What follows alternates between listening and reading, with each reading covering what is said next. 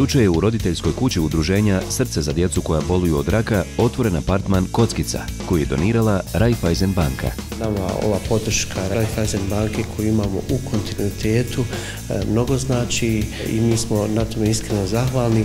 Posebno ističemo apartman Kockicu koju će Raiffeisen banka finansirati u naredne 3 godine. Duboko se divimo i cijenimo misiju ovog projekta, posvećenog malim herojima, ali i njihovim roditeljima, koji su istinska inspiracija svima nama. Njihove bitke su stvarne, a pobjeda znači život. Sretni smo što naše prijateljstvo sa udruženjem Srce za djecu koja boluju od raka, koje je iniciralo i implementiralo projekat roditeljske kuće, traje već dugi niz godina. Ove godine smo udruženje finansijski podržali u iznosu od 20.000 konvertibilnih maraka.